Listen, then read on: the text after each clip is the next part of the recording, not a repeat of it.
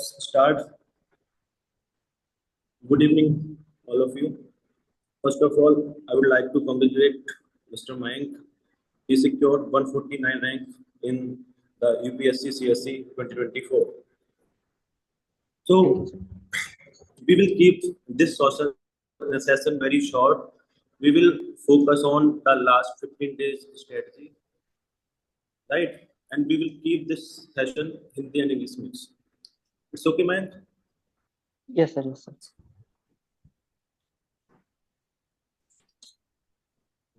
Let's start.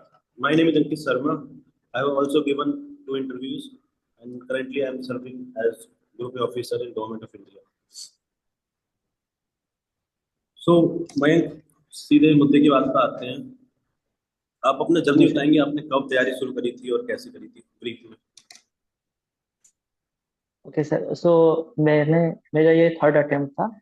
इसके पहले मेरी प्रिपरेशन स्टार्ट करी मैंने 2021 से, और 2022 में फर्स्ट अटेम्प्ट था, जिसमें मैंने कंटिन्यूसली तीनों अटेम्प्ट्स में प्रीलिम्स क्लियर किया हुआ. तो 2022 में बट मेंस नहीं हुआ, एंड देन 2023 में उसमें भी प्रीलिम्स क्लियर हुआ और मेंस नहीं हुआ. And this was my third attempt. इसमें मेरा लाइक फर्स्ट इंटरव्यू था, और होपफुली ऑल इंडिया रैंक 149 मैंने हासिल कर लिया. तो आपने 3 अटेम्प्ट दिए हैं और तीनों में प्रीलिम्स क्लियर किया है, राइट? Yes sir. तो मैं अभी 15 दिन बचे हैं, जैसे 15-20 दिन बचे हैं अपने प्रीलिम्स के लिए. तो आप थोड़ी स्ट्रेटजी बताइए जिससे अभी बच्चे पैनिक हो रखे हैं कि ये करंट अफेयर्स नहीं हो पाया, ये नहीं हो पाया, नहीं हो पाया.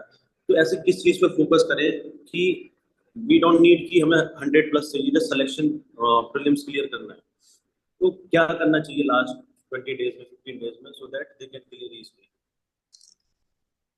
ओके सर, सो लाइक जैसे ये मेरा थर्ड अटेम्प्ट था, बट हाँ, फर्स्ट और सेकंड अटेम्प्ट में प्रीलिम्स में एक मेजर हर्डल था, कि वो डर था, फियर कहीं ना कहीं, स्पेशली लास्ट के जब 15-20 दिन बनते हैं तो पैनिक नॉर्मल है. बट हाँ, we have to accept it, कि अगर, क्योंकि आप पैनिक या फिर आपको टेंशन तभी होगी जब आप किसी चीज को करने की कोशिश कर रहे हो. अगर आप फ्री माइंडेड तभी हो सकते हो कि आप टेंशन ही नहीं है तभी होगी. ऐसा पॉसिबल तभी है कि जब आप उसको, ठीक है नहीं हो रहा कोई बात नहीं, ये वाला सीन हो जाएगा कि आप उसको ट्राई ही नहीं कर रहे हो. तो इस सिचुएशन में मेरा तो यही एम था इस टाइम पर, जब स्पेशली लास्ट के 15 to 20 डेज में, कि जो अभी तक पढ़ा है हमने उसी को मल्टीपल टाइम्स रिवीजन करना है. जो अभी तक मैंने मॉक्स दिए थे या पीवाईक्यूज जो अभी तक करे हैं हमने, उसी को मल्टीपल टाइम्स करना है. और इसमें मैं एक चीज और कहूंगा कि अभी तक मॉक्स में आपके कैसे मार्क्स आए, ये मैटर नहीं करता है, क्योंकि मेरे भी कुछ फ्रेंड्स हैं. इनफैक्ट मैं अपना एग्जांपल देता हूँ, 2024 वाले टाइम पे जब मैं मॉक्स लगा रहा था, मैंने कम ही मार्क्स दिए थे इस वाले अटेम्प्ट में. तो प्रीलिम्स के लिए मैंने 8 to 10 मार्क्स दिए होंगे मैक्स टू मैक्स. तो उसमें एक टेस्ट में मेरे 65 आया, एफएलटी में 65 मार्क्स आए. तो वो कहीं ना कहीं उसमें पैनिक आया कि भाई क्या हो रहा है ये सब. बट फिर है नेक्स्ट टेस्ट में 70-80, मतलब एफएलटीज में मार्क्स अगर 70-80 के राउंड आ रहे हैं, दैट मीन्स कि आपको बेसिक क्लियर है. और उसके अलावा जो पीवाईक्यूज को आप अच्छे से एनालाइज करोगे, जैसे ये सीएससी मैट्रिक्स पे ही विकास भैया जो है, विकास सर हैं, तो इनका भी मैंने स्टार्टिंग में वीडियोस इनके देखे, तो वहां से मैंने थीम्स को आइडेंटिफाई किया कि हर सब्जेक्ट में 10 to 15 थीम्स हैं. इनको अच्छे से अगर करोगे तो वहां से क्वेश्चंस आ रहे हैं. जैसे पॉलिटी में सारे चैप्टर्स इंपॉर्टेंट नहीं है लक्ष्मीकांत के.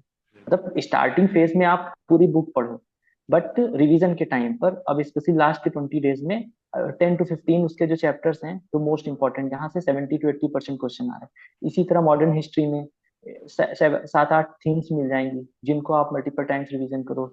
हर सब्जेक्ट में, एंशियंट में बुद्धिज्म जैनिज्म हो गया, या फिर पोर्ट्स हो गए, कॉइन्स हो गए, इस टाइप के जो क्वेश्चंस जहां से यूपीएससी हर बार पूछ रहा है. तो इस लास्ट के 20 डेज में इन्हीं चीजों पे फोकस करना है. और मैं ये कहूंगा कि जैसे ऐसा अभी होगा, अभी लास्ट के स्पेशली जब 10 डेज बचेंगे, तो पढ़ाई भी नहीं होगी, क्योंकि आपको लगेगा कि मैं एक दिन में सारे सब्जेक्ट्स कर लूँ. सारे सब्जेक्ट्स करने का लगेगा कि एक दिन में सारे सब्जेक्ट्स हो जाएं, but that is not possible for human being. उस टाइम पर एक सब्जेक्ट करना है, एक दिन में हमको एक दिन में 2 सब्जेक्ट करने हैं, तो तो ठीक है, जो इम्पोर्टेंट थीम्स हैं उनको आइडेंटिफाई कर लिया होगा अभी तक आपने, और उन्हीं को रिवीजन करना है।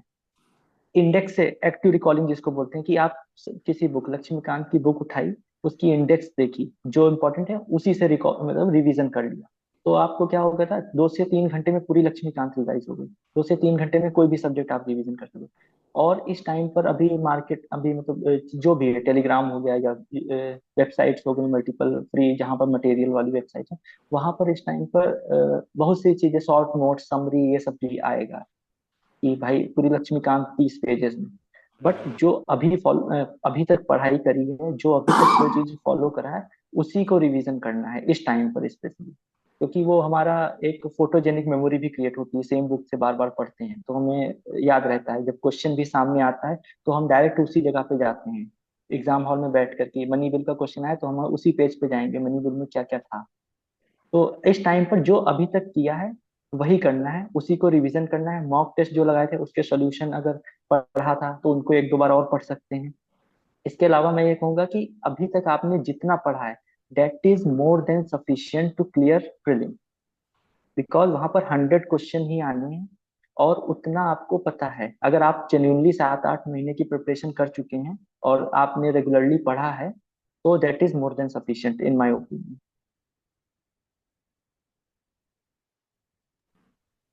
Like you mention that something index वाला thing, can you repeat it कि कैसे इंडेक्स से हम रिवाइज कर सकते हैं? ओके सर, तो जैसे फॉर एग्जांपल अभी पॉलिटी की ही बात करते हैं।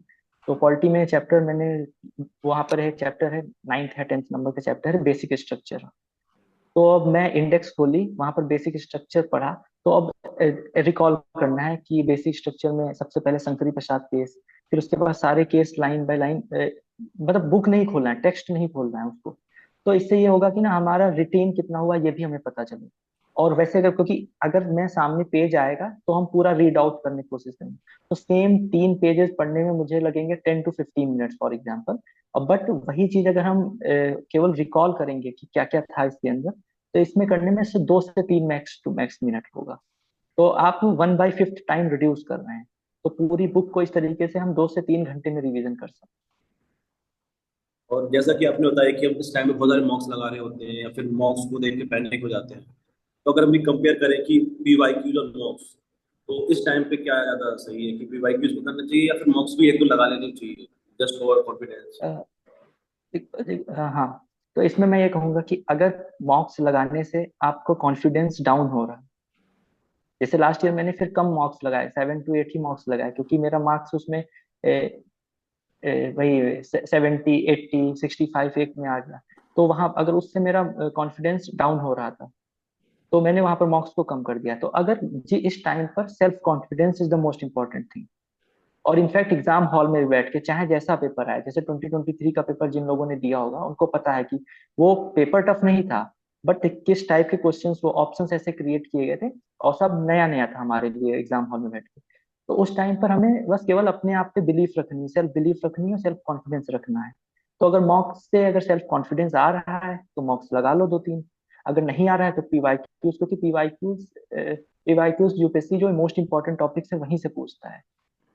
अब रैंडम ऐसे कोई चीज नहीं पीवाईक्यू में पूछी जाती है, कुछ क्वेश्चन आएंगे बट वो क्वेश्चन है, हम अगर उनको लेफ्ट छोड़ भी देते हैं तो कोई मेजर इशू नहीं है उसमें, क्योंकि कट ऑफ तो अराउंड 50% ही जा रही है पिछले 3-4 साल की अगर बात करें तो मेरा ओपिनियन ये है कि जिस चीज से इस टाइम पर आपको कॉन्फिडेंस है वो चीज करो।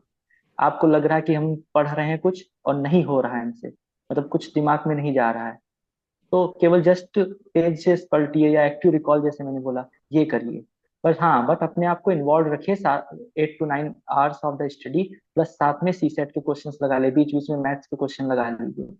तो उससे आपका माइंड डाइवर्ट भी हो जाएगा कि मैथमेटिक्स में थोड़ा सा, तो वो भी एक आपकी अ, आपकी एबिलिटी बढ़ा देगा कुछ, आपकी रिटेनिंग पावर भी उससे इंप्रूव होगी जब लॉजिकल थिंकिंग करेंगे। तो ये सारी चीजें। ऐसे आजकल हम मार्केट में देखते हैं, बाकी बहुत सारे लोग टेलीग्राम पर भी एक नया मार्केट बनाया हुआ है कि हर कोई अपना करंट अफेयर बहुत ज्यादा निकाल रहा है और फिर क्लेम करते हैं कि 35 क्वेश्चन करंट अफेयर्स आए हैं, 40 क्वेश्चन करंट अफेयर्स आए हैं। बट लास्ट के 2-3 साल का ट्रेंड अगर एनालिसिस करें तो करंट अफेयर से डायरेक्ट क्वेश्चन सॉल्व नहीं हो पा रहे हैं। तो करंट अफेयर्स को बहुत ज्यादा इंपोर्टेंस देना इस टाइम पे बायस है और नॉट? मेरे अकॉर्डिंग तो बिल्कुल नहीं है।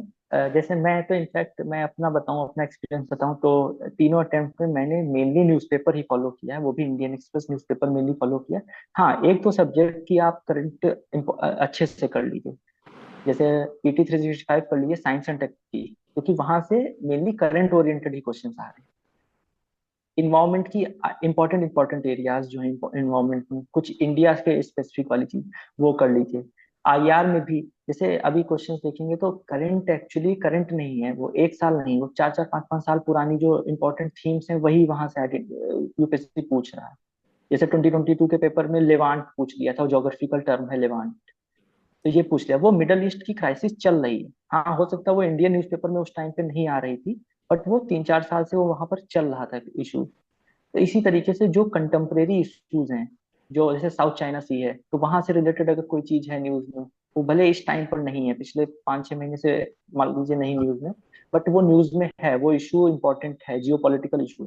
तो इस तरह से जो भी कंटेम्प्रेरी इश्यूज हैं, G20 हो गया, SCO हो गया, तो भले वो इंडिया में सबमिट नहीं हुए, बट वो इम्पोर्टेंट है, वो पूछा जा सकता है। तो इंडिया रेफरेंस वाली जो करंट हो गई, और या फिर जो PYQ से मैंने बताया थीम्स एनालिसिस, और PYQ से थीम एनालिसिस और कंटेम्प्रेरी, उसी हिसाब से करंट अफेयर भी आप ओरिएंट करिए। कि अगर ब्लॉकचेन टेक्नोलॉजी UPSC ने एक बार पूछ चुका है, तो फिर अब देखिए ब्लॉकचेन से रिलेटेड कोई मेजर चीज अगर न्यूज में रही है मेजर, तो उसको उस वो करंट अफेयर इंपॉर्टेंट हो जाती है। तो इस तरीके से सेलेक्टिव करंट अफेयर्स हमें पढ़नी है। मतलब जो हमारा बेसिक है लाइक पॉलिटी, ज्योग्राफी, इकोनॉमी, उसको तो सेंटर में रखना ही रखना है, राइट? Exactly exactly। हाँ, 90:10 या फिर 80:20 रूल फॉलो करना है यहाँ पर, कि 10% या 20% हम करंट अफेयर को टाइम दे सकते हैं, 80% जो हमारे कोर सब्जेक्ट्स हैं जो स्टैटिक है, वही हमें फोकस करना है। क्योंकि आप देखोगे जब भी करंट का क्वेश्चन भी आ रहा है, तो UPSC अगर करंट में मणिपुर में प्रेसिडेंट रूल लगा है, तो ये नहीं पूछेगा मणिपुर में लगा है, वो ये पूछेगा प्रेसिडेंट से रूल के जो ओरिजिनल कॉन्स्टिट्यूशनल प्रोविजन है वहां से क्वेश्चन पूछ देगा। इस तरीके से हमें करना है। बहुत सही बोला आपने, क्योंकि जब तक हमें बेसिक नहीं पता होगा तब तक हम करंट की क्वेश्चन ही सोल्व नहीं कर पाएंगे, तो डायरेक्ट वो वनडे एग्जाम की तरह नहीं पूछ रहा है। एग्जैक्टली ठीक है। exactly। और एक चीज और मैं यहाँ पर ऐड करना चाहूंगा, कि तो जैसे अगर PT वगैरह पढ़ रहे हैं, तो PT में आपका स्टैटिक भी दिया होता है, तो आप अवॉइड कर सकते हैं, मतलब पूरी PT पढ़ने में मैक्स टू मैक्स 3 से 4 घंटे में हो जानी चाहिए। क्योंकि वहां पर हमें स्टैटिक नहीं पढ़ना है, क्योंकि वो तो आप पहले पढ़ चुके हैं, तो अपने नोट्स को रिवीजन कर लीजिए, उसके बाद वो जो उसका करंट है उसको कर लेंगे, तो वो कम टाइम में हो जाएगा। तो ये मेरी अप्रोच रहती थी PT वगैरह पढ़ने की भी। एक कभी सी सेट को लेकर बहुत ज्यादा वो है, क्योंकि सी सेट में बहुत लोग फेल होते हैं जिनके जीएस में 100+ आ रहे होते हैं, बट सी सेट में वो क्लियर नहीं कर पाते हैं। बहुत सारे लोग देखे हैं। तो सी सेट के लिए क्या स्ट्रेटजी होगी इस टाइम पे, क्योंकि लोग बहुत सारे लोग तो पढ़ते ही नहीं है, बहुत सारा सी सेट पढ़ते हैं, जो लास्ट टाइम आता है वो जीएस भूल जाते हैं। तो ऐसे क्या करना चाहिए कि सी सेट क्लियर हो जाए इसलिए? सर, तो मैं अपना एक्सपीरियंस बताता हूँ। 2022 में 70 पॉइंट सम मार्क्स था मेरा, मतलब एक क्वेश्चन से मैं पास हुआ। 2023 में आई थिंक 80 मार्क्स के राउंड था। और 2024 में आप देखेंगे मेरा मार्क्स डायरेक्ट जंप हुआ है 115 मार्क्स। तो 2022 में मैं कहूँगा मेरी अप्रोच सही नहीं थी, और 2023 में पेपर टफ था, काफी टफ था रिलेटिवली। और 2024 में पेपर वाज कंपेयर्ड टू 2022 वाला टाइप का पेपर था। और बट वहां पर मैंने इस बार 2023 जिन्होंने दिया, उसके बाद लोगों ने थोड़ा सीसेट को ध्यान दिया।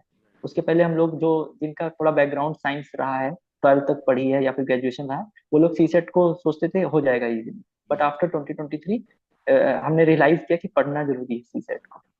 तो मैं सीसेट का अभी, जैसे अभी लास्ट के 20 डेज बचे हैं, तो मैं ये बोलूंगा कि आप केवल PYQ करिए सीसेट, और कुछ जरूरत नहीं। अगर हाँ कोई कॉन्सेप्ट्स में प्रॉब्लम आ रही है, तो उस कॉन्सेप्ट का वीडियो, पर्टिकुलर वीडियो आप देख लीजिए इस पे। जैसे मैं फॉलो करता था ओनली IAS का, 1 साल के पुराने वीडियो हैं, हर कॉन्सेप्ट के हैं, तो ऐसा नहीं मैं सारे वीडियोस देखता था, जो कॉन्सेप्ट में मुझको दिक्कत आती थी मैं उसको वहां से देख लेता था। और मैंने इस टाइम पर क्या किया था, इसके पहले मैं करता था, मैं ईयर वाइज पेपर सॉल्व करता था CSET के। और वहां पर टारगेट होता है कि मुझे पास होना है, क्योंकि 33% मार्क्स चाहिए। तो उसमें मेजर इशू ये था ईयर वाइज सॉल्व करने से, कि ईयर वाइज में ये हो जाता है कि ना आपका अगर कोई पोर्शन वीक है तो आप उसको इग्नोर कर देते हैं, क्योंकि आपका एम क्या है, हमें पास होना है।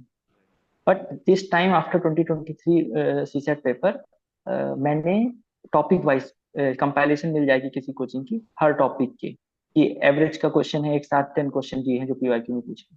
तो मैंने टॉपिक वाइज किया, तो इससे जो मेरा वीक एरियाज थे मैथ्स में या रीजनिंग में, जो वीक एरियाज थे वो भी मेरे इम्प्रूव। तो अभी जैसे अभी 20 डेज बचे हैं, तो डेली 2 से 3 घंटे 2 घंटे दे सकते हो सीसेट को, जो भी लोग अभी जो जिनको सीसेट में मेजरली इशू है वो लोग। तो इस तरह से टॉपिक वाइज पीवाईक्यूज कर लेंगे, तो जो वीक पोर्शन होगा, क्योंकि हमें नहीं पता, जैसे 2023 में परमुटेशन एंड कॉम्बिनेशन के 10-11 क्वेश्चन, 8 से 10 क्वेश्चन पूछती है। तो ऐसे कोई भी पर्टिकुलर टॉपिक कभी भी पूछ सकता है यूपीएससी ज्यादा क्वेश्चन, और बाई चांस वो टॉपिक हमारा वीक है, तो इसको ऐसे कर सकते हैं। और दूसरी चीज, कॉम्प्रिहेंशन को कर लीजिए, और कॉम्प्रिहेंशन केवल यूपीएससी के 2013 से लेके अभी तक के कर लेंगे, that is more than enough to get 18 to 20 net positive questions. उसके बाद आपकी अगर मैथ रीजनिंग, जैसे कुछ लोग बोलते हैं कि ना मैथ स्ट्रॉन्ग नहीं है, तो अगर कॉम्प्रिहेंशन अगर आप उस पर अच्छा कर लेंगे कमांड, तो वहां से ही आपके 20 नेट पॉजिटिव बन गया या फिर 18 नेट पॉजिटिव बन गया, तो फिर आपको केवल 8 to 10 क्वेश्चन चाहिए एक्स्ट्रा। तो यूपीएससी अगर 53 क्वेश्चन दे रही है मैथ एंड रीजनिंग के, तो उसमें से 15 to 20 क्वेश्चन इजी हैं, but what we need is to just identify them in the exam hall like condition. तो अभी बस ये प्रैक्टिस करनी है, जो भी सीसेट के मॉक्स देने हैं या फिर पीवाईक्यू सॉल्व करने हैं, तो उसमें जो इजी क्वेश्चंस हैं इसको आइडेंटिफाई करना हमें सीखना पड़ेगा, कि वो 53 क्वेश्चंस में 20 क्वेश्चंस इजी भी हैं। तो अगर उनको हम आइडेंटिफाई कर रहे हैं तो इजिली हो जाएगा मेरे अकॉर्डिंग। सही बात है। बहुत से लोग, ऐसे मैं ऐड करना चाहूंगा, बहुत से लोग जो रीडिंग कॉम्प्रिहेंशन है उसको अवॉइड करते हैं कि हम तो साइंस से बीटेक किया हुआ है तो हमें मैथ सारा आता है, कैट के एग्जाम निकाले हुए हैं। बट यहाँ पे थोड़ा गेम अलग होता है, एक तो प्रेशर होता है। मैं रियल अपना एग्जाम्पल बताता हूँ कि जब आप जीएस का फर्स्ट पेपर देते हो उसके बाद पता नहीं होता आप पास हो फेल हो। अगर किसी के 100 से भी ऊपर आ रहे हैं उसको भी लगता है कि मैं फेल हो सकता हूँ, पास हो सकता हूँ, पता नहीं है कुछ भी। लेकिन और वो प्रेशर इतना होता है, गर्मी इतनी हो रखी होती है कि हम आते हुए क्वेश्चन गलत कर देते हैं। तो अगर रीडिंग कॉम्प्रिहेंशन को आप अवॉइड करोगे तो मैथ्स के क्वेश्चन सॉल्व नहीं हो पाते हैं आप उस टाइम पे इतने कम समय में। तो रीडिंग कॉम्प्रिहेंशन को मैक्सिमम करना चाहिए। तो मैं, और कोई सजेशन जो आप देना चाहते हो कि ये कर लो तो बेटर है अभी लास्ट में 15 डेज में? वही सजेशंस की, एक तो रिवीजन करिए जितना पढ़ा है, उसी को मल्टीपल टाइम रिवीजन। और इस टाइम पे मैं ये कहूंगा कि सेल्फ बिलीफ और सेल्फ कॉन्फिडेंस दो चीज हैं, जो इसको, जो चीज कोई चीज करने से, अगर आपका स्पोर्ट्स खेलने से, आधे घंटा स्पोर्ट्स खेलने से आपका कॉन्फिडेंस इंप्रूव हो रहा है, या फिर आप पढ़ाई ज्यादा कर सकते हैं उसकी वजह से, तो आप कर लीजिए वो। क्योंकि पढ़ाई से ज्यादा ये इंपॉर्टेंट है, जो लोग मल्टीपल टाइम्स एग्जाम क्लियर कर चुके हैं, या फिर जो लोग कंटिन्यूअसली प्रीलिम्स हो गया या मेंस हो गया या इंटरव्यू लगातार दे रहे हैं, उनको पता है ये। क्योंकि नॉलेज जो है आपका 30 to 40 question max to max जो है आपके डायरेक्ट आ जाएंगे, जो जो हमने पढ़ा है। उसके बाद आपका एप्लीकेशन है। तो एप्लीकेशन आप अच्छा तभी कर पाएंगे जब आपका माइंड काम होगा, जब आप रिलैक्स होकर के सोच पा रहे हैं एग्जाम में। तो वो कब आएगा, जब हमको सेल्फ कॉन्फिडेंट है। सेल्फ कॉन्फिडेंस के लिए ही सारा इस टाइम का गेम जो है सेल्फ कॉन्फिडेंस का है। तो आप बस, अगर नहीं मन लग रहा है पढ़ने में, तो जस्ट बुक को या रेक्टू रिकॉल करके कैसे बुक पन्ने पलटिए और करते रहिए, जो थीम्स हैं उनको बार बार रिवीजन करिए। तो मैं बस इस टाइम पर यही बोलूंगा कि जो किया है that is more than enough to for clearing UPSC prelims. हाँ, तो बस अपने आप पे बिलीव रखिए और करते रहिए। आपने सीएससी मैट्रिक्स फॉलो किया था तो आपको क्या लगा था, मतलब से जो विकास भाई भी वीडियो बनाते हैं specially PYQ analysis and all, तो आपको बेनिफिशियल लगी थी, स्पेशली जब आपके इनिशियल डेज ऑफ प्रिपरेशन था फर्स्ट अटेम्प्ट? हाँ, तो मैं जैसे 2022 वाला अटेम्प्ट एंड 2023 वाले अटेम्प्ट में प्रीलिम्स के लिए, तो इस सर के जैसे मैंने वीडियोस देखे थे, तो वहां पर पीवाईक्यू एनालिसिस से, मैं अपना बताऊं तो फर्स्ट अटेम्प्ट में मैंने जस्ट 73 क्वेश्चंस अटेम्प्ट किए। तो ऐसा नहीं, मुझे क्वेश्चंस और आते थे बट कंफ्यूजन थी। बट फिर सर का वीडियोस देखने के बाद पता चला कि देयर चांसेस कि तीनों ऑप्शन सही होना डिफिकल्ट, मतलब एक रेयर पॉसिबिलिटी है, वो इस मेनली साइंस और इसमें है। तो साइंस के क्वेश्चन से एप्लीकेशन ओरिएंटेड क्वेश्चन है, फ्यूचरिस्टिक क्वेश्चन है, वहीं पर पॉसिबल होता है। तो ये सब सर के वीडियोस को देखने के बाद कि हाँ, ऐसे कुछ ऐसे statements most of the time सही होते हैं। बट मैं ये कहूंगा, ये जैसे ये भी विकास भैया भी बोलते रहते हैं अपने वीडियो में, कि ये ट्रिक्स नहीं है, ये कॉमन सेंस है। तो अगर कोई स्टेटमेंट ऐसा नहीं कि बस उसमें ओनली लगा हुआ है, तो हमें उसको गलत मान लेना है। उसको पढ़ो, फिर उसको सोचो कि क्या ये सही हो सकता है या नहीं हो सकता है। राइट। कि अब कह दें कि sun rises only in the east, तो ये क्वेश्चन ओनली लग गया, इसका मतलब ये थोड़ा ना है वो स्टेटमेंट गलत है। There are some universal fact and there are some universal statement. तो राइट। एक स्टेटमेंट केवल जैसे वो ना, कि केवल टेलीग्राम की एक पीडीएफ डाउनलोड कर ली, उसमें सारी ट्रिक्स या जो भी कहो उनको वो एक साथ लिखी हुई है, बस उसको नहीं करना है। जैसे विकास सर ने समझाया हुआ है अपने चैनल में कि ये कॉमन सेंस है, तो वो कॉमन सेंस अभी उनके वीडियोस जैसे 2-3 साल के आप देख लो, और उसको ट्राई करो अभी इस टाइम पर। ऑफिशियल पेपर डाउनलोड करो, उस पर अप्लाई करने की कोशिश करो, because otherwise in real exam condition we are not able to apply that. क्योंकि राइट। हमें हमेशा फियर रहता है कि क्वेश्चन गलत हो जाएगा, क्वेश्चन गलत हो जाएगा, क्योंकि वो कॉन्फिडेंस आता ही नहीं है, क्योंकि हमने उसकी प्रैक्टिस ही नहीं करी थी। तो अभी इस टाइम पर प्रैक्टिस करिए, पीवाईक्यूज पे ही अपना एक्सपेरिमेंट करिए, प्रैक्टिस करिए। तो मैं तो यही बोलूंगा। Thank you ma'am. हम मेंस के लिए बाद में आपसे डिस्कस करेंगे अगर टाइम रहता है तो। अब अगर अभी किसी का क्वेश्चन है तो वो क्वेश्चन पूछ सकता है वन बाय वन, अपना हैंड रेज कर दीजिए।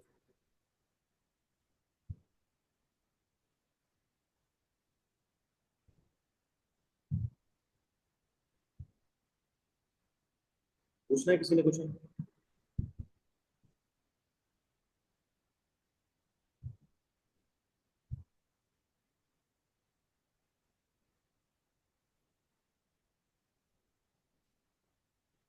Should we end this stream or is there any question?